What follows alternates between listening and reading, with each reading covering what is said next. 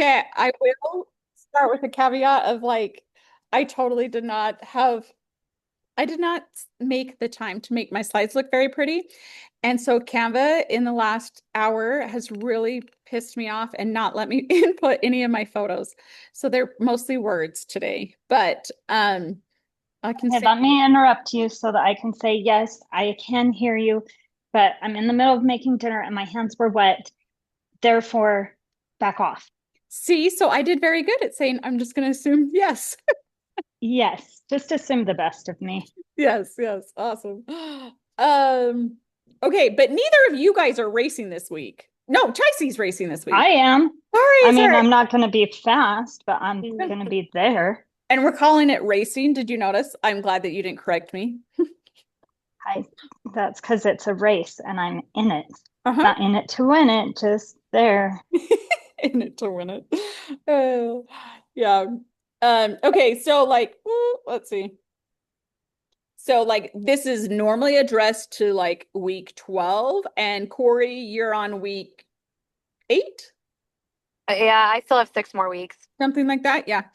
And Lucky. then the training plan that you guys have, it does include like recovery back to running kind of stuff, which I think is super important that a lot of coaches don't include in their stuff. So, anyways, so keep going.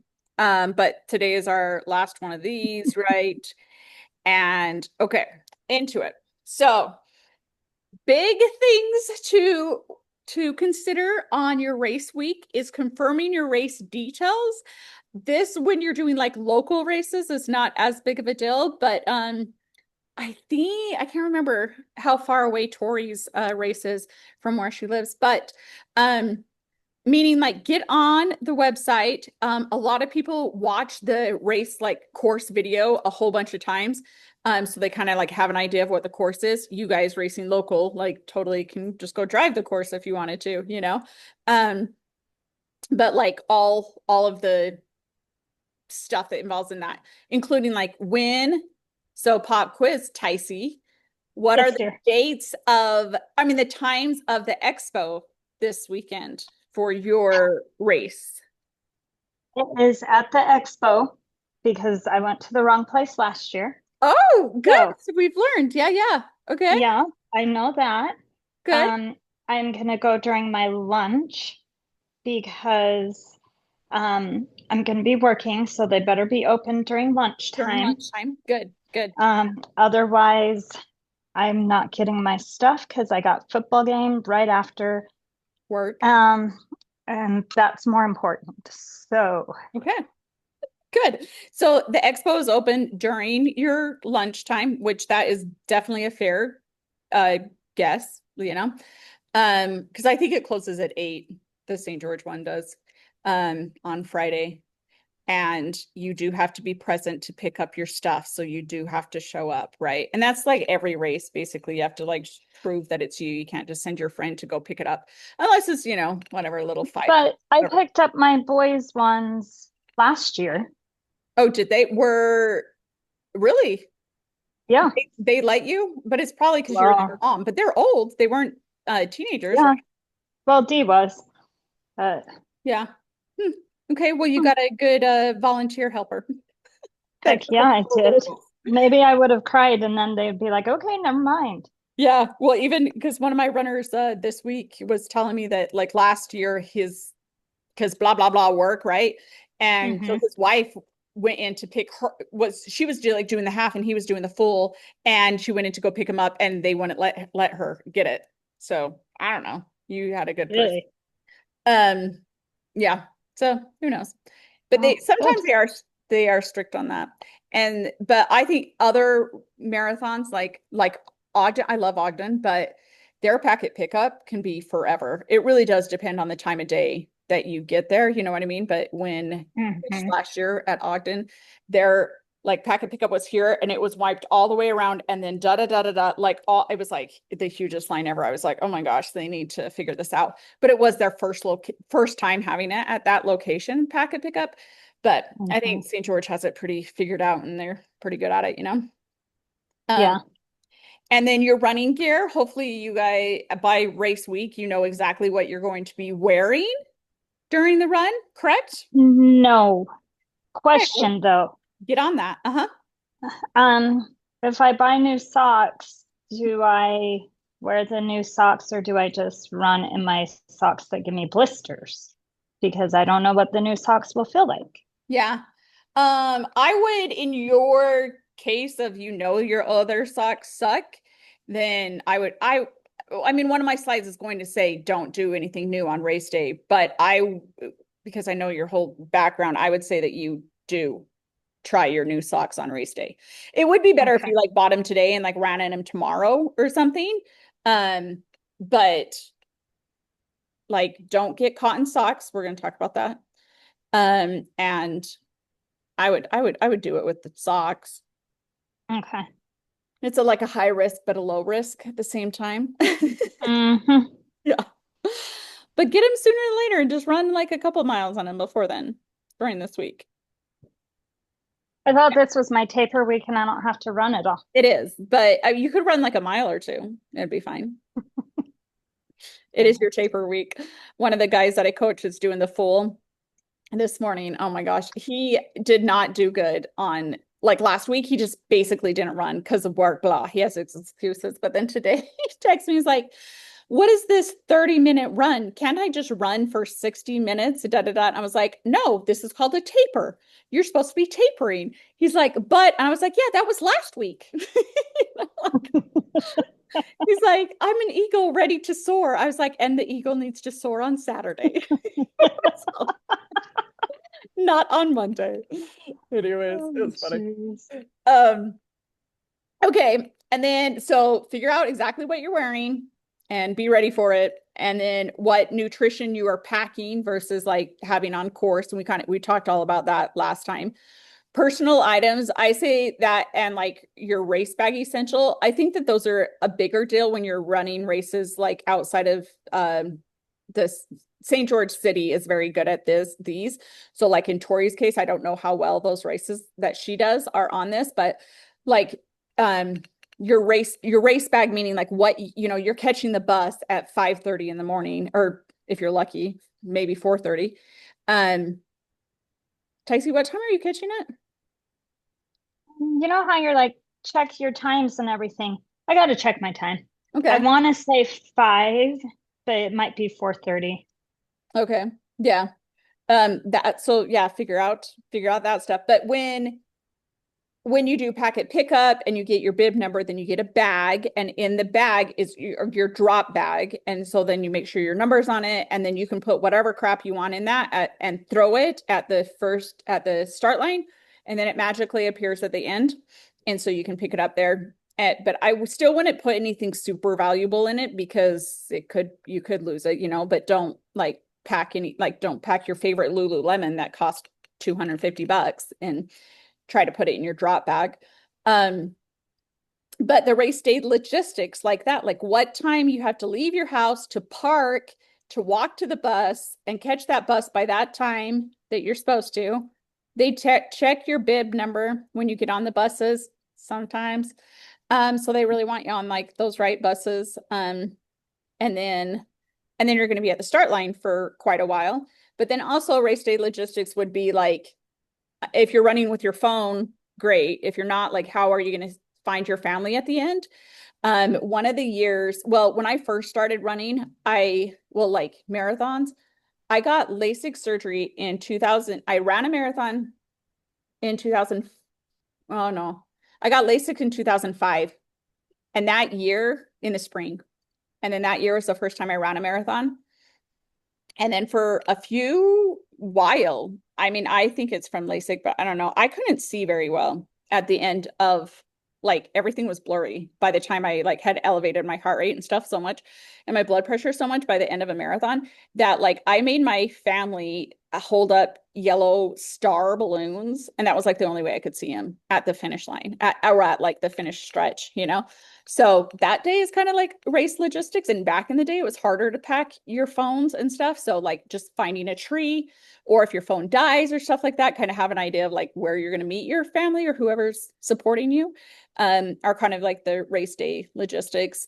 City people have to like figure out how to like, you know, Uber down to the start line, stuff like that. Like Boston's crazy stuff like that, but you guys are just doing local, so it's better. And mental preparation. Have you guys been visualizing yourself crossing the finish line at that exact time that you want?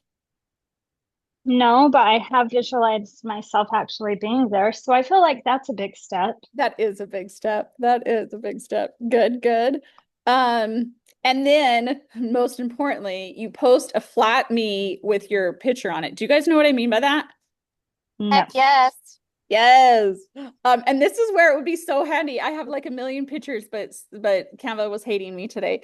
Chicey, you lay out your whole outfit like from head to toe. Like if you're wearing a hat, it's laying there, your shirt, your shorts, your shoes, your socks, your like your nutrition, like whatever, your gloves, blah, blah, blah. You lay it out, and you do this the night before because you have your bid number, and you put your number on like their chest. Of course, you never put their number on the back. That's a rookie move because you will not get your pictures, your race day pictures, if your number's in the back. So make sure it's in the front.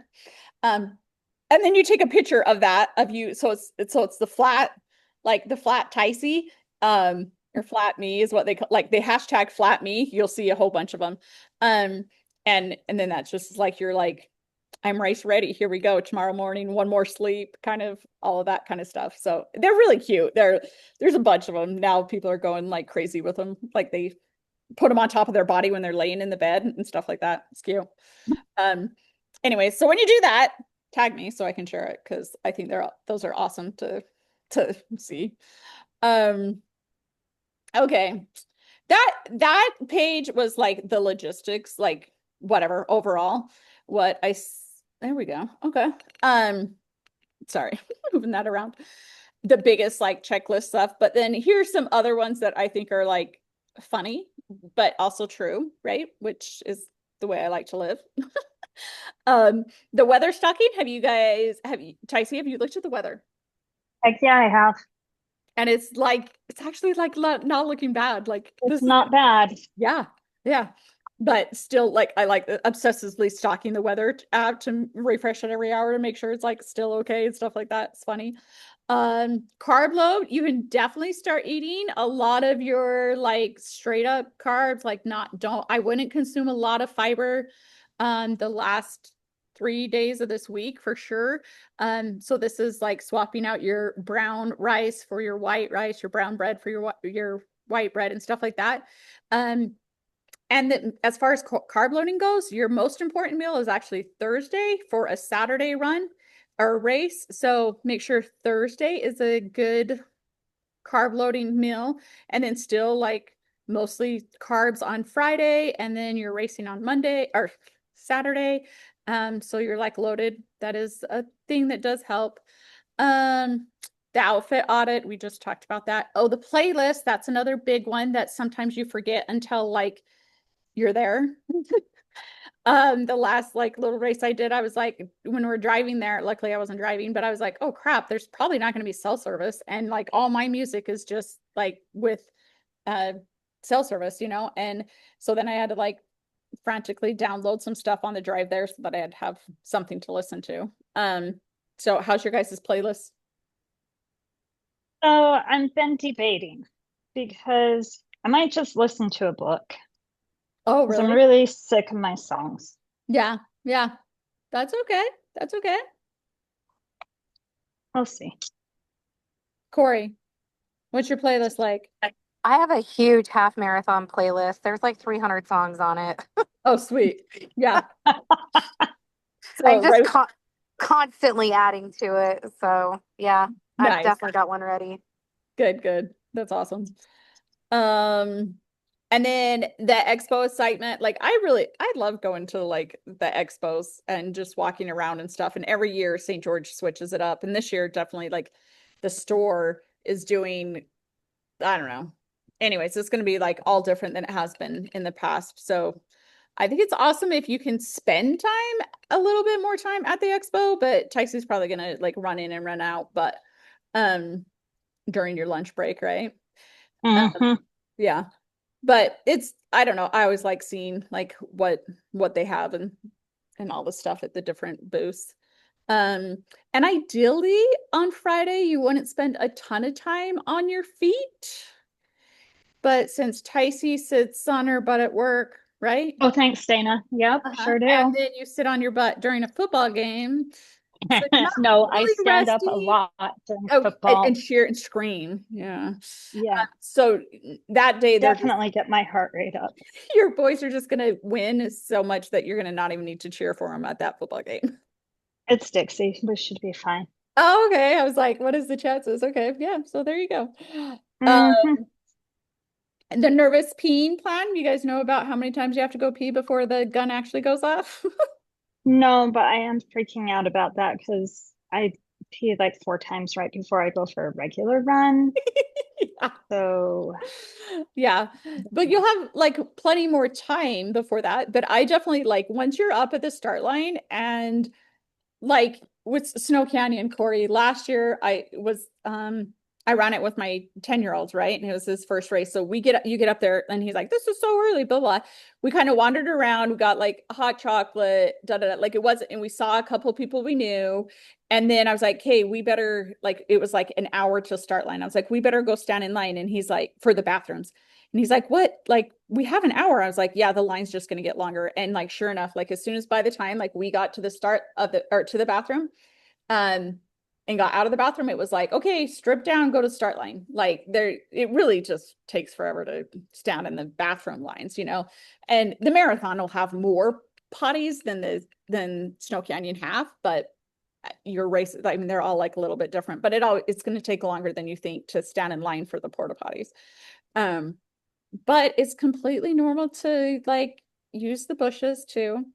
I mean, I don't know. I've never really done a race that started in a city, but um The lines last year at Snow Canyon Half, right when it started, were so long. There were a ton of people that were peeing in the bushes, like right next to the start line, where everybody was lined up for it. It absolutely. what? Oh yeah, like, and there were like three girls that would like stand in a line, and then like a girl behind them would go pee, and I was like, wow, you guys are brave. Like, no I way. don't There's have hundreds friends of like that. people just standing No. here. yep. Mm. Welcome to the sport. That's what I'm trying to say. This is just like part of it. Yeah. Y'all are freaks. But yeah, don't be too alarmed when you see it. But then when you see it the first time, you are like, oh, is this what we're doing? Yeah, this is what we're doing. Um, and then goal setting. We kind of talked about this a lot last time too, but alternating your goal, this will be like another slide, according to like what the temperature actually is like a good idea. Um, just because I always feel bad for people who cross the finish line and are pissed off. I feel like no matter what just happened, you just crossed a finish line. Like you put in a lot of work to get there and stuff. Like, so you should have like a different plan that's not going to piss you off. Like if you didn't hit your A goal, okay, like be disappointed, but not like super mad, you know? I don't know. So I like having suggesting that everybody has like numerous goals so they don't cross like super mad because it's still amazing like how far you did, how far you just ran and stuff like that. Um, and then making sure you get to bed on time. It sounds like Ticey's going to do amazing on that this weekend. Are we supposed to sleep before, or is it better to just pull an all-nighter? Definitely sleep before. Good question. Even if it's just 3 hours, 2 hours? Uh-huh. Yes. Okay, it'll be fine. I'll be fine. It's gonna And be great. then and what's your guys' lucky charm? Uh, wasn't prepared for that one. Yeah.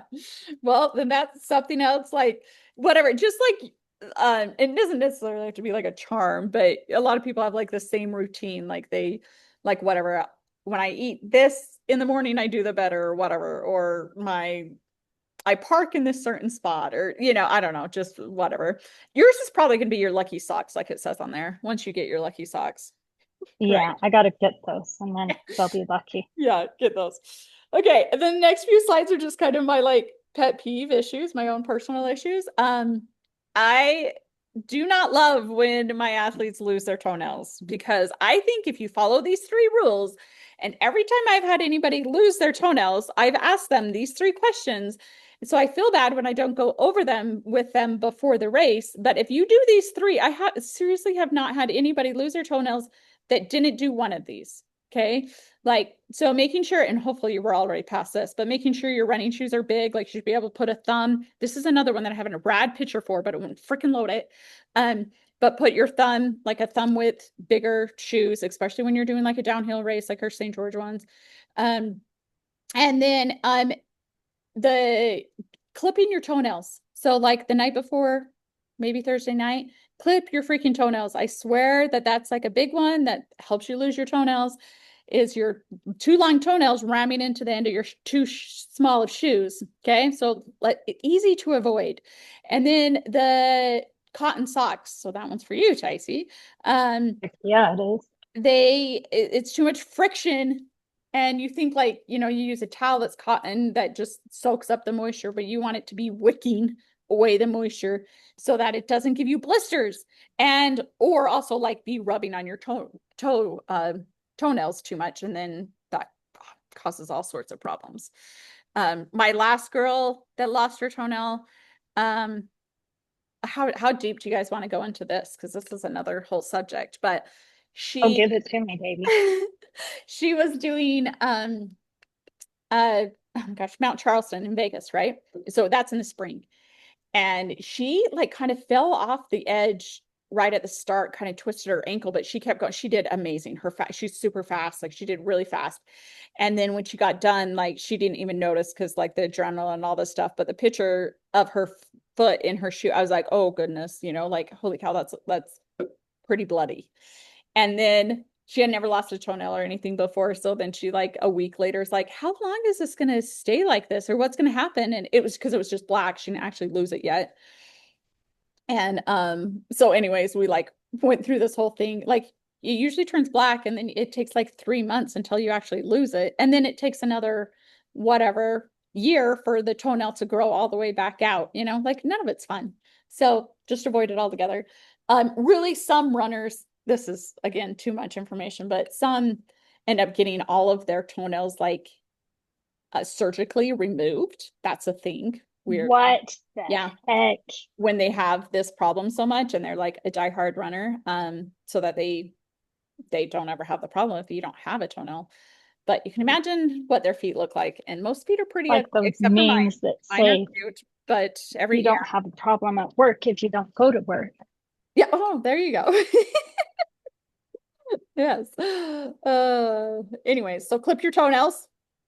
And then I don't think that we'll have to deal with this in your guys' races, but it is interesting, like to give yourself grace if it is going to be a freaking hot day or a freaking cold day. And I think that these stats that I came up with for this are definitely, it depends on like what you're used to training in because maybe I deleted it.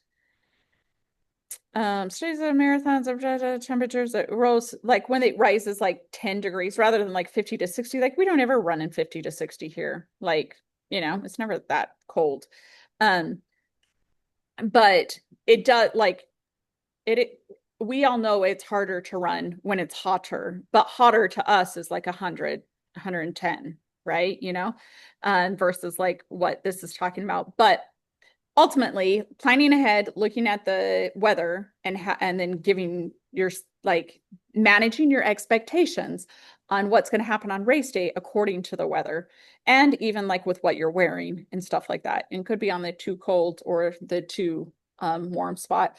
That was the last like little 10K I did. That was just like a fun thing. But when when we got to the start line, I was like, oh my gosh, like it was in the 30s. It was like 34 degrees, 37, something. That sounds wonderful to me. But I came in blind. Like I did not know it was going to be that cold. Everybody had like leggings on. I had my shorts, and I was like, oh shit. Like I didn't even know where to wear pants, you know, like, well, I did have a That's long, how it was when I did the Sun Marathon. It was because that one's in January and they Mhm. start at, what is it called? The falls that are way out there Yeah, outside of St. George. yeah, And it was like 31 degrees when we started and I had shorts on. But I wouldn't have changed it. I don't think I wouldn't have ran in pants, to be honest with you. yeah. Well, the rule is dress for the finish. So, Ah, that makes sense. yeah. So you want to like start with the finish, but I just get so cold that like I don't know. I hate being freezing. So I like I'll wear crap from the DI and like take it off a couple miles in and just throw it rather than like start off really freezing, but I freeze. Like that's my issues. But yes, dress for the finish, especially on our downhill ones. Like wear what you will be comfortable in at the finish. So that many hours later, that temperature hour, that temperature that many hours later and at a different elevation, you know. And then there's this handy topic that sometimes I get to talk to women about. Do you guys know where you're going to be on your cycle day on your race day? Do you guys both have periods? I have a no uterus, so I don't have to worry about that. Okay. Okay. Well, you get the free ride on this one. I'm the same as Mhm. Ticey. I had a hysterectomy a few years ago. Okay. Okay. Well, then easy peasy for you guys. Um, but for the people listening in this over, you can just kind of like read over this. But ultimately, the biggest thing is I think a lot of my girls like freak out that they're going to start their period, and really most women perform worse the week before, especially like 5 days before, than they do when they're actually bleeding. So it's okay, but of course we can't like alter any of this stuff. So I always think it's like more of give yourself grace, manage your expectations. One of my girls that's going to be running Boston, she has a marathon in like um soon, in like 4 weeks or something, and we just did the math on her, and so she's going to be at the shittiest part of her cycle for this. But I was like, but it's just like an A race, it's like a B race, you know. And so it was more like, well, it's okay, hopefully like Boston's gonna, well, and now we know where Boston is and she's pretty consistent, so she's like, yeah, this is gonna suck for this race, but it'll be good for Boston. And like it's just like giving yourself grace over, there are definitely things that we can't control, you know. But then also like eating, like this kind of says like don't skip the carbs if you're like here. I kind of have like some tips on each of these things if your race day is landing in any of those cycles, but you guys get to do that free. And then, like I said, when we very first started on, I am a believer in like keeping you active and loving life forever. And after a race, you do need a break and you need to recover and stuff. But and so that's why our training plan keeps going, gives you some like returning to running stuff. Um, but during the off season, in between races, or when you're just slowing down, like not training as hard, just running some kind of stuff, these are some ideas to do. Like, especially, I'm really, really big on the injury thing. So if any new injuries, like rehab them a little bit better during that time or figure them out, right? Recover more often, nourish your body, reflect on your performance. I do think I would strongly suggest, like after the race, like if you journal or whatever you do, write it down because you will forget. You guys are probably both old enough to know that that's what happens, right? Um, your kids do stuff and you're like, I'm gonna remember this forever. And now you're like, oh, what happened?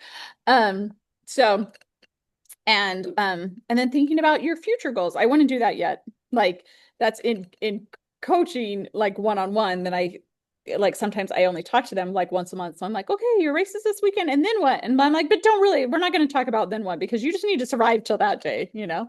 So don't like find too much about that now. But after, you need to think about like, you know, how can I maintain whatever good things came from this, or what would you change next time on your training plan? Did you like being part of this coaching group? And you know, being able to vent to some people that are in the similar situation and stuff. And with that being said, also with this, because there are going to be like Ticey, when you're done, you can totally like still stay part of the community and talking, even though like this is our last Zoom, but half of the people are still, I won't, still haven't raced yet. So hopefully we can keep encouraging Corey and Tori until their race happens, you know? Right, Corey? You want us there, right? I'm a great cheerleader, by the way. Oh, thanks, thanks. Because Corey's not saying anything. She's like, no, I want you out. Just kidding. But yes, Um, and then this is the biggest thing when you're on the start line or like just throughout this week for sure. Remember that you've been training for this and you are race ready and like the taper, the anxiety, the everything is like crazy, but also like superly normal to like feel all of these feelings that are happening on race week. So you're going to do amazing and then you're going to look back on this and be like, wow, I freaking did that and it's was awesome, you know? I think that that's all of my stuff. Yes. What questions do you guys have? What else do you guys want to talk about? What are you nervous about race day or whatever? Um, so I've got so many nervous things. But we're not going to talk about those because it's going to be fine and I'm going to be fine. And not saying that I would ever do another race ever again, Oh, but if I wanted to, for the people listening at home, not me, okay. if I wanted to, how long do you usually wait in between races? Ooh, that is a good one. I will pull this up. I have a little uh thing. Let me find it. Because it does depend on the distance, but like typically as far as like not running, taking like some full recovery, they usually say like one day per mile. So like if you ran like really raced a 5K, take 3 days off. You really raced a half marathon, take 2 weeks off of running. You can still be like active, but not like running. Does that make sense? And is that what you're asking? Like running, or are you asking more like Well, I'm to just thinking train like again, those race again, or crazy whatever? people that are like, oh, I'm running a marathon in every continent every day this week. Oh yeah. Yeah. Um, yeah, those are the crazy people for sure. Here, let me show you. Let me I just have to say I was laughing so hard when you were saying that you didn't know if you would ever do another race again because I said the same thing, but I've done five since. So yeah. Well, I feel you're like not everybody says it. encouraged. We'll see if I can walk. This is my little like sign or my graphic that I have. So like a half marathon is like 2 to 4 weeks, which is kind of a big thing. So if you're a more advanced runner, then you could recover in 2 weeks. If you're new to running and stuff like that, it would take you closer to 4 to recover from a half. So you're not lazy if you like don't go back to running and Not you just You're feel not like you lazy. should Is take that what you just asked? lazy. We all know I'm crazy. Of course you're not lazy if you like don't run the day after your marathon or your race. Well, or like a few weeks. Yeah, no, that's completely like normal to take a couple weeks off between. And Okay. it is a good idea for your body to heal, like because you've done a lot. So like when I do lactic acid tests, I don't if they've raced in the last couple weeks, even if they are a good like I did screw up recently. Here I am admitting this. This guy is a pacer. Okay. He runs all the time and he was pacing a really easy pace for him, blah, blah, blah. So he paced on the weekend. And then like Tuesday or maybe Wednesday or something, I lactic acid tested him. And I was like, I don't like, I know him enough that I was like, and it was his first test. So I don't really have anything to compare it to, but I'm like, I don't think these are like completely right. Like, let's do this again when you haven't raced like so close to it. So I don't like to Mhm. lactic acid test people until they've been out of their race, like even like definitely like a month or something, which is sometimes hard in their like overall training plan, but they have better results. So yeah. Okay. Just put your body through a lot. Give it time to recover. Um, so you brought up another thing, Okay. pacers. Yeah. Um, Oh, so Cash said you're gonna have pacers that just are like, oh, if you're running with me, you're running 5 hours. If you're yeah. running with me, you'll get done in an hour. Yeah. How does that work? Yeah, so they hold a little sign and they run the correct mile splits to get you across the finish line. If you start with them, meaning you start the finish line or cross the start line at the same time, then they should get you across the finish line at the time that they're holding a little stick that says what their pace is. Okay. And I mean, they are still human, right? And so they all have their opinion of what that means. Like whether they do, like overall, a lot of people want to have a negative split, meaning like their first half of their race is quicker than their last half. So they might help you like not go out balls to the wall that makes you crash a few hours or whatever, miles later, kind of stuff. So it's a good idea if you want help that way.